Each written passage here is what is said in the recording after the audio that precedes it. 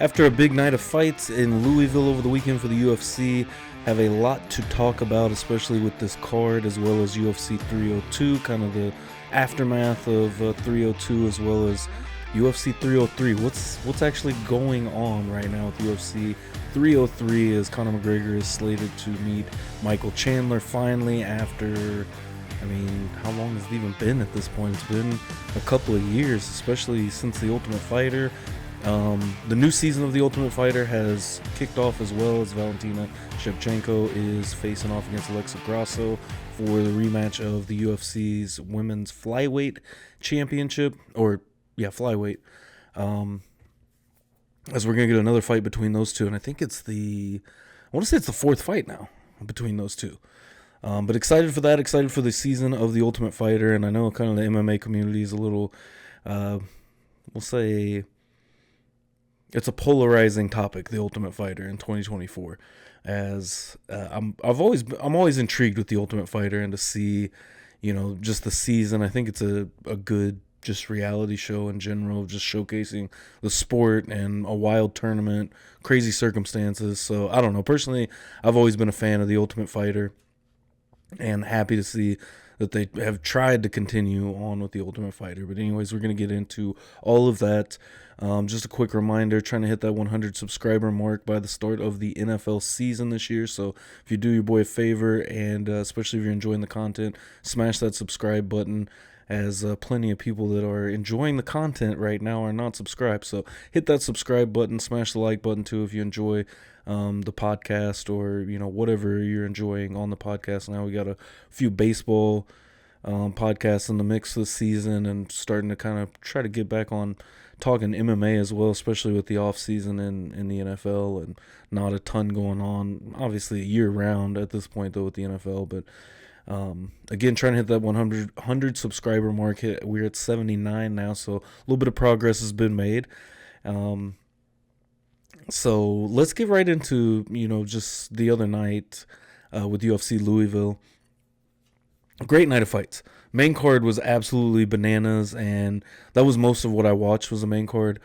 And I didn't really see any of the prelims. I think I missed the first fight on the main card, but Zachary Reese, man, he came straight out and absolutely starched Julian Marquez. That was a wild exchange. I won't even say a wild fight. It was one exchange. Big left body kick on Marquez from Reese, and that was really, you could tell just in Marquez's face that he was hurt. He was rocked. Came in with a left hand that didn't land, and then a right uppercut that just put Marquez out. It is counted as a TKO 20 seconds into the fight. I really thought it was basically a knockout. And Marquez, he protested the decision, and when Murgliata was there getting ready to raise the hand of Zachary Reese, you could tell he was just protesting the decision to stop the fight.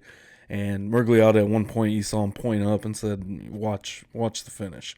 And, I feel like it was a justified stoppage. And compared to the stoppage we saw later in the card, it was very much justified for Dan Murgliata to stop that fight, I thought, that quick. Obviously, you give a guy time to recover and see what kind of happens, but I think, it was a devastating combo. That left kick rocked Marquez to the body, and then the right uppercut floored Marquez and went down. Big win for Zachary Reese, and excited to see kind of where he'll go from there. And we went straight on to another middleweight fight right after that with Bruno Ferreira and Dustin, I'm probably going to mess this one up, Stolfus.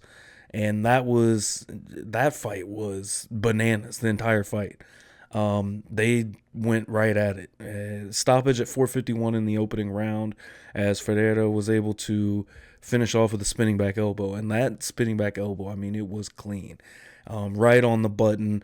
Had Stolfus, again, probably messing that one up. Stolfus, though, he had him, just going around the cage looking rough. He was dancing, the entire time. There towards the end of the fight, at least. Yeah, he got his shots in, though, as well. There was a couple times that Ferreira looked very rocked. But great fight nonetheless. Both guys just went right at it, and the spinning back elbow finish, I mean, was phenomenal. So, I mean, already this card, the one decision was the first fight that I missed, and that ended up being a win for Soriano, Paul Soriano over Miguel Baeza.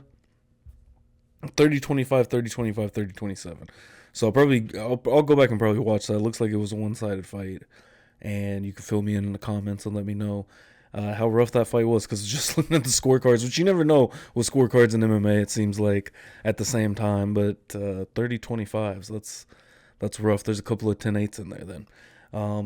Moved on to Raul Rosas Jr., who is, of course, the young 19-year-old phenom that has jumped up in the UFC very early, was on Dana White's Contender Series, and he looked really good. I thought he looked really good, even though I thought he was going to get finished with that RNC in the first round.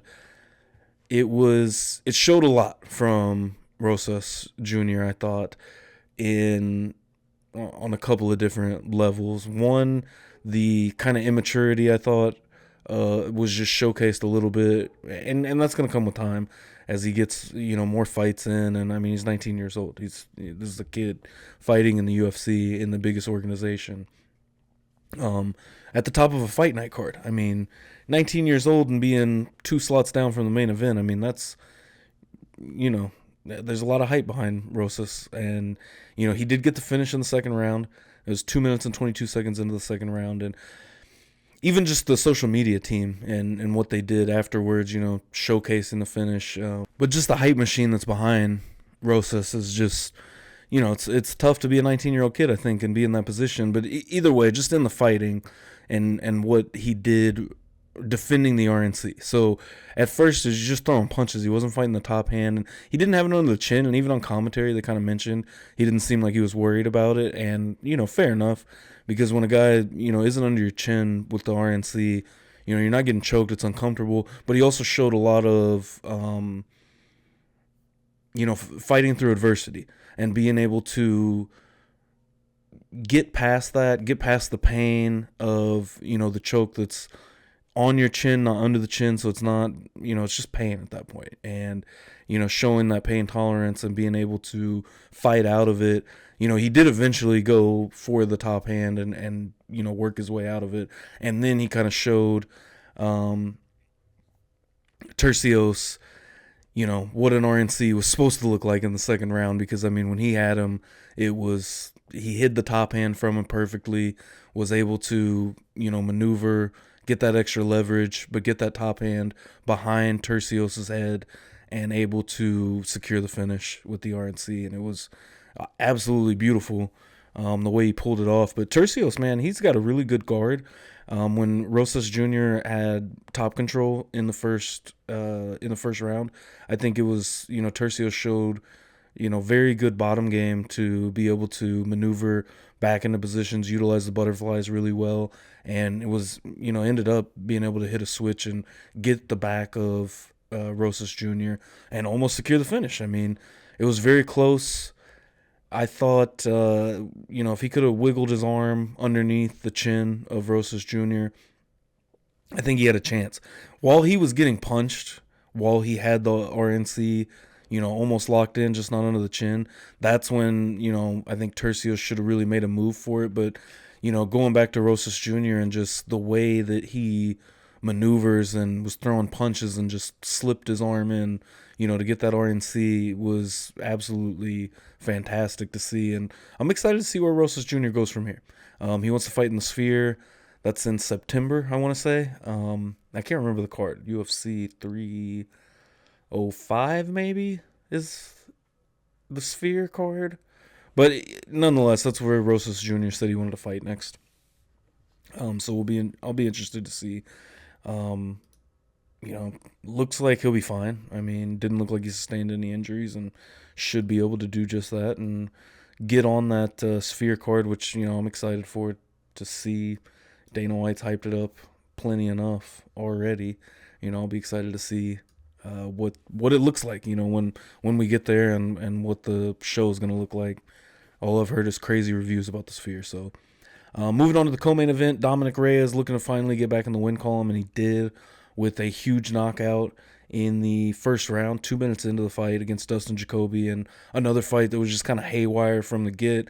Dustin Jacoby had Dominic Reyes up towards the fence, was pressuring him, and Dominic Reyes hit him with the perfect counter left hook. Absolutely starched Jacoby, and had him out on his feet. Ended up being a pretty good stoppage, I think, there. Jacoby was pretty much done for. And quick fight. Another quick fight. I mean, 3 first-round finishes on this card, with one of them being within the first minute, 20 seconds into the fight. Crazy card. And the first fight of the night I caught I think I caught midway in the Rosas Jr. fight and went back to rewatch the entire fight. And then going through the co-main event, they just kept talking about on commentary, how big of a, card, or, how crazy of a card it had been so already to that point. So moving us into the main event. This one is the one that comes with plenty of controversy, as Jared Cannonier came to take on Nasruddin Imavov. And this was a very good fight. Although I think Jared Cannonier's game plan worked against him. I think by the end of the first round, he already kind of looked gassed. By the end of the second round, it was very noticeable that he was gassed, and the fight had really started to take a turn. And I even personally on my scorecard had Imavov winning the second round. So I had Imavov winning second and third round. Cannonier was looking really gassed. He wasn't really doing anything, but was looking to control the fight in the clinch, up against the cage.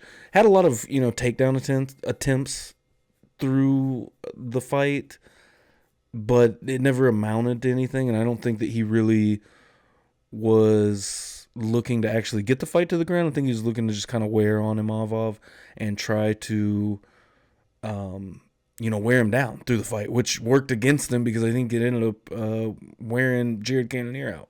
And I think by that fourth round, I mean, he looked gassed in that fourth round. And the stoppage, I didn't love the stoppage. I didn't necessarily hate it, but it was a bad stoppage.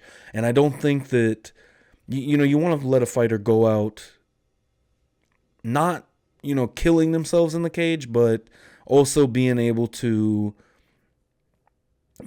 have the opportunity to defend himself. And, Cannonier was moving, and I think that he was more so tired than he was rocked, honestly. So that was another thing about the stoppage that I felt like you could have let it go on, but I don't think that anything, it was nothing but downhill from there for Jared Cannonier, I feel like.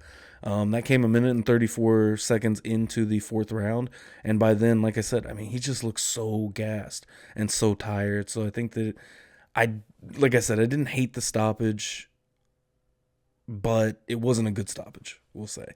Although I think that it probably just took away further damage that would have happened to Jared Cannonier if Jason Herzog let that fight go on. So we'll see what's next, because I've seen it thrown out there, a possible rematch between Cannonier and Imavov.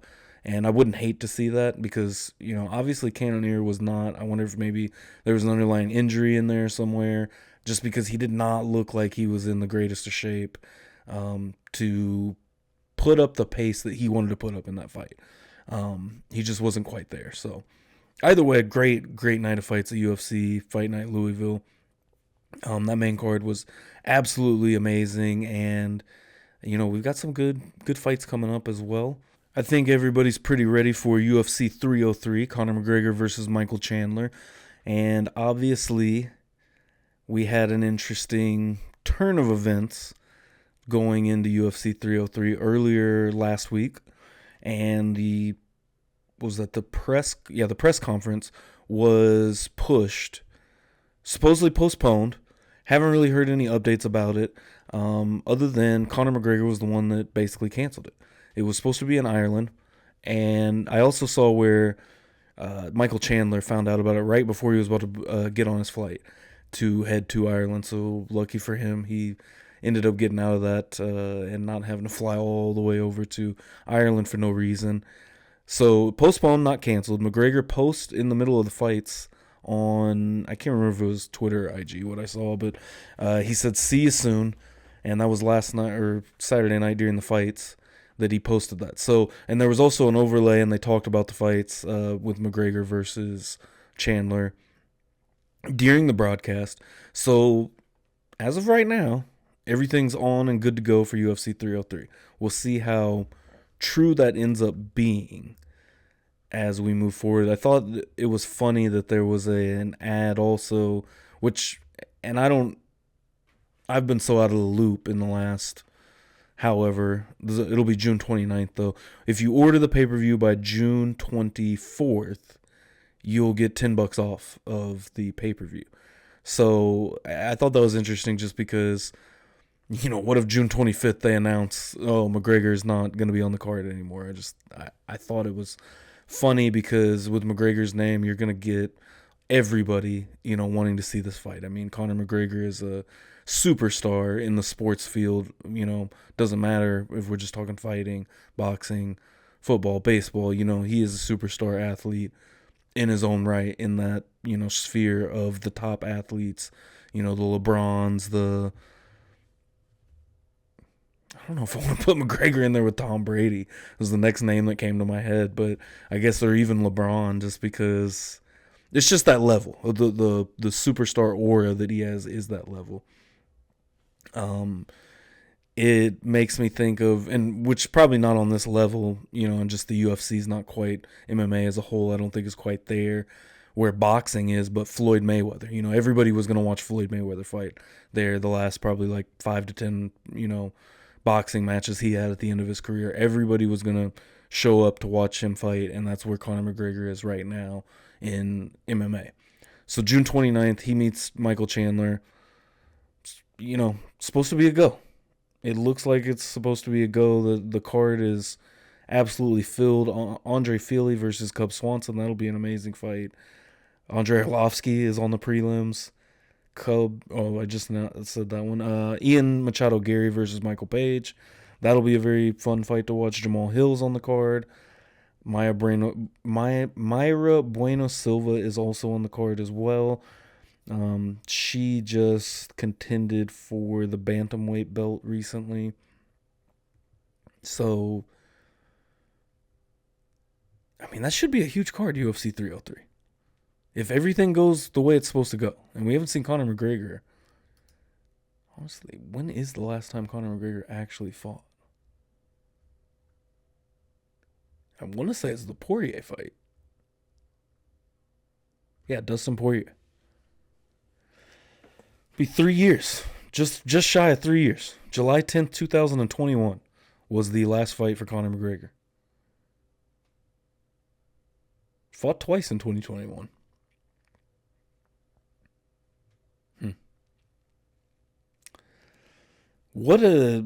Just kind of looking at the whole, his fight record. Didn't fight from 2016 to 2018. Then had the hiatus until January 2020, and of course we know what happened with COVID and everything. But that was supposed to be his year. It was what McGregor wanted. He wanted to fight 3 or 4 times that year. He had planned to line up to make a real return. Ends up having to take a year off. 2021, he ends up fighting twice. Breaks his leg, of course. And now here we are in 2024, and Conor McGregor is set to fight Michael Chandler. So we'll see. I'll be very excited for that fight to actually go down if it does. Had Ray on here to talk about UFC 302, and I'm kind of going to touch on that as Poirier, absolutely amazing performance against Islam Makhachev, and Makhachev is, he's the top dog of 155 right now. And I'm very excited to see where he goes with that. And if he ends up stepping up to 170, I don't know if either of the guys that are fighting for the 170 belt could stop Islam Makhachev right now.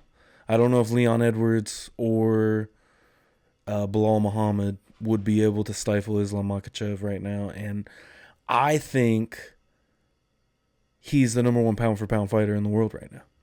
Dana White went and talked about that in the post-fight and said how John Jones is, still competing, which last time John Jones fought, it was quite some time ago. I have to look that up real quick. But of course, he fought for the heavyweight belt, fought Cyril Gahn, and supposedly, as Dana White said, he beat the top heavyweight in the world. How is he not number one pound for pound? Well, from my personal take and my personal opinion, March 4th, 2023. So it's been a little over a year since Jon Jones fought, which is relatively active in the championship scene at this point in time, it seems like. But, we're over a year past, and I get he got hurt.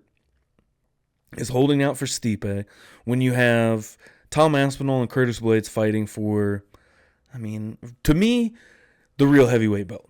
That is the real heavyweight title fight. Jon Jones versus Stipe Miocic is a legacy fight, which I will be excited for. I'm excited to see how that goes down. But to call them, to call that the undisputed UFC heavyweight championship, should be fighting Tom Aspinall. Tom Aspinall is the number one contender. I think he's clear-cut the number one guy in that division right now outside of, the champion Jon Jones, who fought Cyril Gahn for the heavyweight title that was vacated by the actual number one heavyweight in the world, Francis Ngannou, who moved on because he wasn't getting the money that he wanted, that he felt like he deserved, went on to have 2 boxing matches. Obviously, he got knocked out by Anthony Joshua, but had an amazing fight with Tyson Fury, which a lot of people thought he ended up winning. I talked about that when it happened right here on the podcast, on the episode title Fighters versus Boxers. That was the thumbnail for it as well, was that fight and that iconic picture of Tyson Fury on the mat and Francis Ngannou standing over him. That's the number one heavyweight in the world. And at this point in time, really, I don't necessarily think that it's crazy to think that Francis Ngannou could come right back to MMA and still be the number one heavyweight in the world. So therefore, Jon Jones has not defeated the number one heavyweight in the world, in my opinion. He fought a guy that got out-wrestled by a striker, Francis Ngannou, we're still talking about. Cyril Gahn got absolutely, Ngannou mopped the floor with him, wrestling-wise, with 2 knees blown out. Both of his knees injured in that fight. That's why he's wearing the knee pads. And out-wrestled Cyril Gahn. And Francis Ngannou is, when have we seen him wrestle? It was like the only time we ever saw him wrestle in the UFC. And for Jon Jones to come in there and make it look as easy as it was is because it was that easy. And no disrespect to Cyril Gahn. He's a top flight heavyweight, absolutely. But going up against a wrestler is obviously not his strong suit because you just got out wrestled by a guy that is 100% a striker. That is what Francis Ngannou was known for. The Stipe Miocic fight. How did he end up beating Francis Ngannou in the first fight? He out-wrestled him. Got him tired by wrestling him and, poured it on. So, and Ngannou still had his moments. So, Jon Jones has not really had, to me, a real test at heavyweight. And therefore, I just don't see how you can say he's the number one pound-for-pound fighter in the world. He's up there, and with Volk falling down too, he's probably right up there, easily top 5, top 3, right in that range. I'm just skimming off the top of my head. But Islam Makhachev has beaten Alexander Volkanovski twice, who was the pound-for-pound number 1 at one point. He's now defended his lightweight belt twice. Yeah, beating Oliveira and then the 2 Volk fights. Yeah, he's defended that belt twice. Or 3 times now. Man, I'm not 100% sure. I know he's tied with BJ Penn for the record, though, at this point. So you have a real good chance for Islam to break that record. And then if he wants to move up to welterweight, which he's, said that he would be interested in moving up, I don't know who can beat him. So at that point, maybe then he can prove to even Dana, hey, I'm the number 1 fighter in the world, pound for pound. So anyways, I just kind of wanted to touch on that because then also Dana has just been on a rant of delusional comments, really, it seems like, the last week or so, because he's just gone on and on about Power Slap and how Power Slap is, got more followers, more subscribers in every sports team, and which just isn't accurate. I was actually kind of looking around when I first heard that comment, and the Chiefs have more followers than Power Slap on Instagram. So and there was a couple other teams that I kind of looked up, and just the top teams. I mean, it's up there.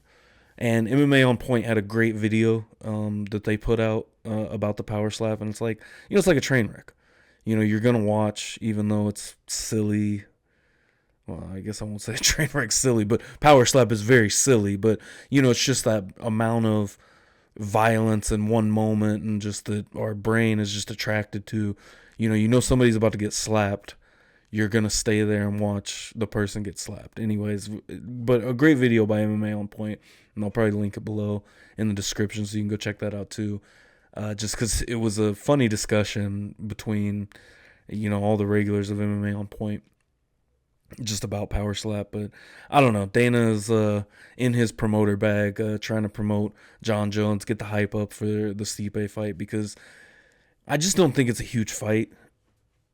When it's a huge fight in a certain aspect of it being a legacy fight, but as of the here and right now and who's the best at heavyweight, I don't think it's very relevant. Although I am excited for it, can't wait to see it, and super excited to see how Stipe and John Jones match up against each other at heavyweight. Getting two of the greatest fighters of all time against each other is awesome to see. Neither one probably in their primes, but it's going to be fun to see that matchup. But again, not relevant to the heavyweight division right now, I don't think, personally. Also coming out of UFC 302, Luke Rockhold calls out Sean Strickland, which I think would be a very fascinating fight. I think Rockhold kind of trying to angle his way back at a UFC return. He's, obviously been BKFC. He was in the karate combat. That might be the name of the promotion. I can't remember exactly the name of the promotion. And I can't remember who he fought, but he had a crazy knockout competing there. So I think that maybe he wants to angle his way back into the UFC. I don't know if it was his decision to leave the UFC or if it was mutual, if the UFC just didn't have any plans for him, or, see him continuing. I would be interested to see Rockhold fight Strickland. It'd be a new fight for Strickland. And, with that, the top of the middleweight division is kind of getting a little, I don't want to say stale, but, there's a lot of names up there. There's definitely other matchups. Chimaev is a great matchup, and he's fighting Robert Whittaker next, which is going to be an insane card on ABC that I'm excited to see.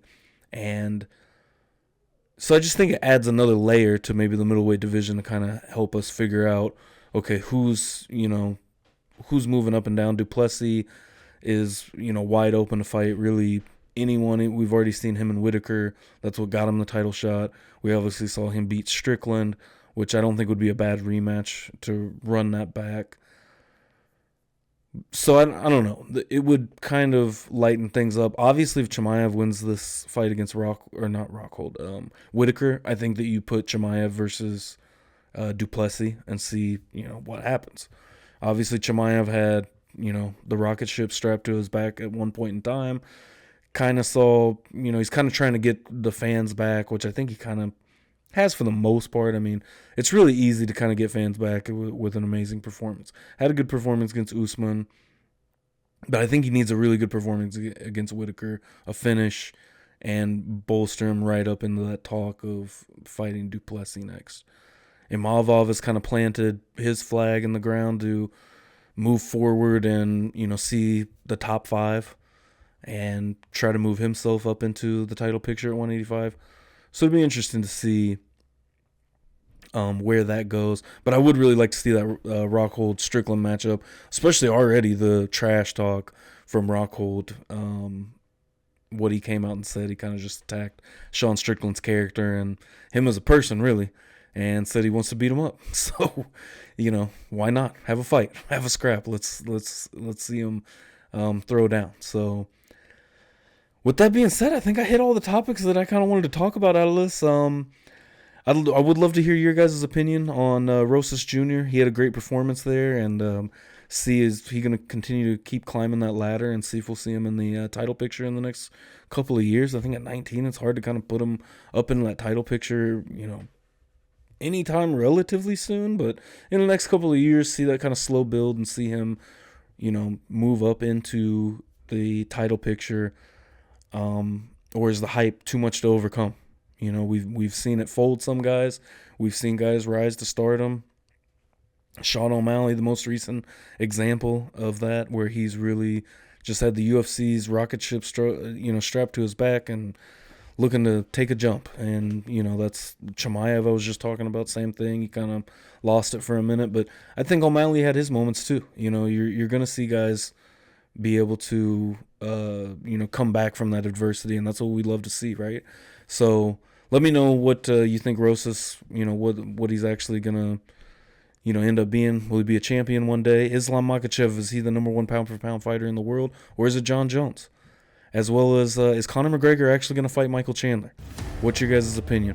Again, we're trying to hit that 100 subscriber mark before the start of the NFL season. So if you're not subscribed and you're enjoying the content, make sure you smash that subscribe button. Hit the like button as well. Let me know if you're enjoying the MMA content, the baseball content, or should I just stick to talking Chiefs football? So let me know, and we'll see you next time.